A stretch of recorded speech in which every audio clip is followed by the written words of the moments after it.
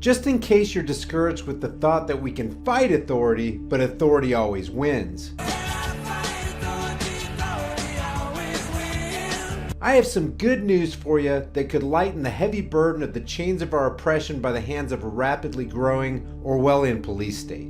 And I figure if this good news can happen on a micro, small town scale, seems to follow that we can continue to expand this idea out on a larger scale. That is, if we're all willing to put forth the effort to make it happen. First, the bad, depressing news.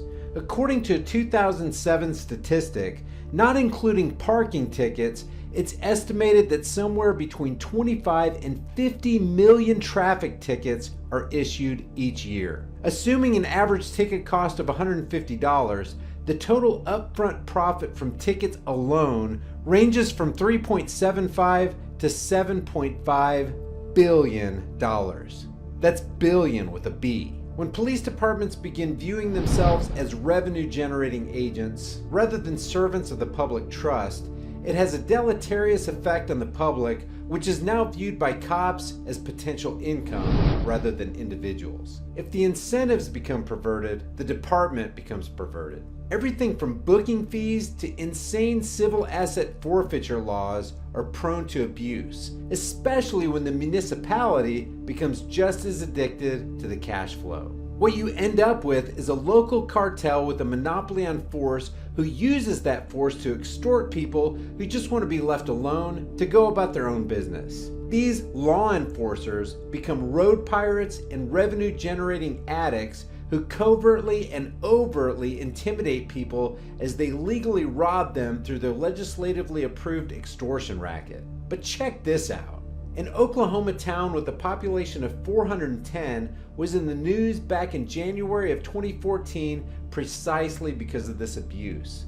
It seems the Oklahoma Department of Public Safety wasn't happy with the outsized cash haul a single police department had raked in over the preceding years. The Oklahoma Department of Public Safety announced that Stringtown's police department no longer would be allowed to enforce traffic laws on state and federal highways that run through the town. Did you get that, guys? They can no longer extort money through traffic tickets. This is classic.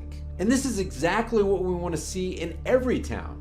After an investigation which had been requested by the State Attorney General's office, it was determined that Stringtown generated too much revenue through police-related activities. State law prohibits cities and towns from generating more than half of their revenue through the collection of traffic fines. This in itself is pitiful that they're allowed to generate any revenue that directly benefits the local government entity. This kind of revenue-generating activity is the quintessential example of a conflict of interest. Get the local politicians to codify the traffic laws, have the enforcers enforce those arbitrary edicts from these political parasites, and voila, you have the perfect breeding ground for massive corruption, with extortion being the cornerstone of the operation. According to the most recent audit of Stringtown's finances, the town generated, get this, $483,646 in fines during fiscal year 2013. That figure represented 76% of all Stringtown's revenue.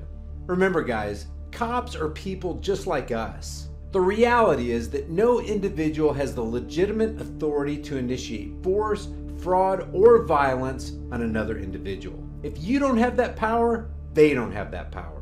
Unless, of course, cops are superhuman entities, and I really doubt that. And it doesn't matter if they do what they do under the color of law.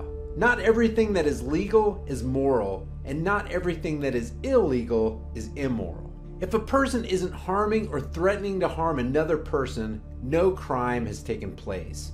Period. If no crime has taken place, no legitimate counteraction is required. If you're watching this video and you're a law enforcement official that is upholding the immoral laws of political parasites, you are not serving and protecting, you're harassing and collecting. And I urge you to really think about what you're doing. Ask yourself if you would want to be treated the way you treat other people when you wear that uniform, and think about making a moral change. If you enjoy this video, give it a like and share it with everybody you know. Also, leave your thoughts for the world and the Google Thought Police in the comments section below. I'll see you guys in the next video. If you enjoyed this video, give it a like and share it with others. If you're new to the channel, hit that subscribe and notification button and you'll be alerted when I upload new videos. Today's featured shirts are Protecting and Serving the Crap Out of You, Taxation is Legalized Theft, and Critical Thinking in Progress. Please stand by. Your $5 off promo code is in a link in the description for you for every shirt in the store. And don't forget to leave your thoughts for the world and the Google Thought Police in the comments section below. I'll see you guys in the next video. Yesterday's trash queens saved the